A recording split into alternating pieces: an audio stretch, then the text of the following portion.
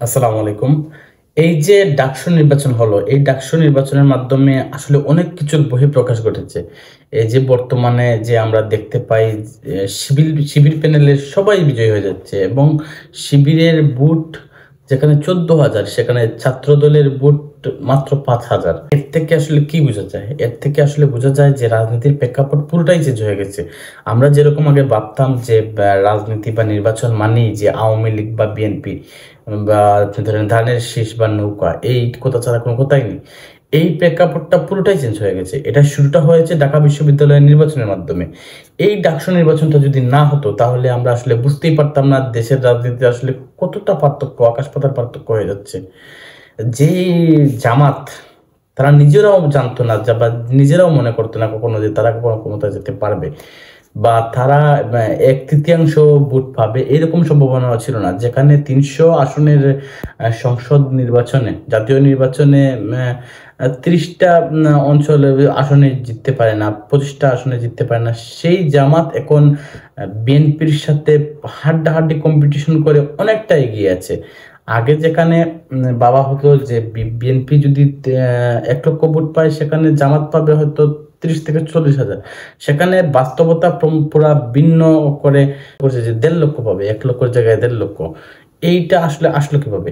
এটা আসলে আসছে মূলত বর্তমান যে দেশের পরিস্থিতি এবং মানুষের শিক্ষার হার দিন দিন বাড়ছে।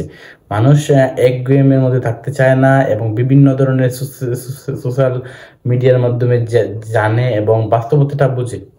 আগে যেরকম মিডিয়া কন্ট্রোল করতে পারলে একটা ন্যারেটিভ তৈরি করা যেত, এখন এরকম হয় না। এখন ব্যক্তি পর্যায় থেকে অনেক ভালো ভালো ন্যারেটিভ তৈরি করার মানুষ আছে। মানুষ এখন বুঝতে ভুল করে না। এখন মানুষ এরকম করে না যে একজন একটা কথা বলে সেটাই আমাকে বিশ্বাস করতে হবে। মানুষ এখন ১০ জনের ১০ কথা শুনে সেখান থেকে সে তার যেটা ভালো মনে হয়, তার কাছে যেটা মানে সঠিক মনে হয় সেটাই সে লুফে নেয় এবং সেখান থেকেই তার সিদ্ধান্ত গ্রহণ করতে বাধ্য হয়।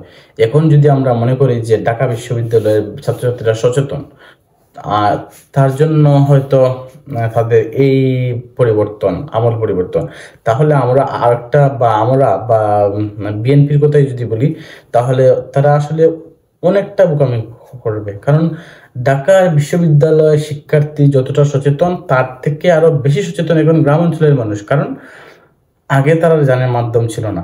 এখন এই ১৬-১৭ বছরের যে পরিবর্তনটা হয়েছে তার বহিঃপ্রকাশ হয়তো করতে পারেনি, কিন্তু এখন আমরা পরিবর্তন দেখতে পাবো।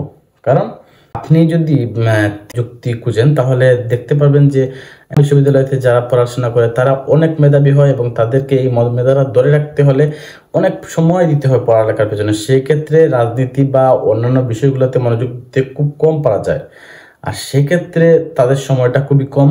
আর গ্রাম অঞ্চলের মানুষের কাজ খুবই কম থাকে, ওরা সীমিত সময়ে সীমিত কাজ করে, এমনকি কাজের মধ্যেও তারা দেশের খবরাখবর রাখতে পারে। এবং এখন প্রত্যেকের হাতে গ্রাম অঞ্চলের ধরেন ৯০% মানুষের কাছে মোবাইল থাকে এবং তারা ইউটিউবে পিনাকি ভট্টাচার্যের মতন অ্যাক্টিভিস্ট থেকে শুরু করে বিভিন্ন পর্যায়ের বড় মানে অনেক জ্ঞানীগুণী, অনেক ভালো মানের কন্টেন্ট ক্রিয়েটরের ভিডিও দেখতে থাকে এবং তারা একটা সিদ্ধান্তে পৌঁছতে সহজ হয়। এখন আর একগুঁয়েমের মতো বিটিভি দেখে থাকে না।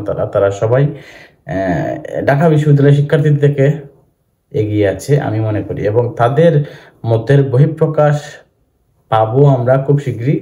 আগামী ফেব্রুয়ারিতে যেহেতু জাতীয় নির্বাচন হবে, সে সময় থেকে আমরা বুঝতে পারবো আসলে দেশের রাজনীতি কোন দিকে যাচ্ছে, কি আসলে হবে, এই দেশের রাজনীতি কতটা পরিবর্তন হয়েছে। এটা কি শুধু ডাকসুতেই সীমাবদ্ধ নাকি সারা বাংলাদেশেই এটার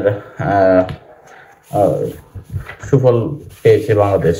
তো ভালো থাকবেন। আসসালামু আলাইকুম।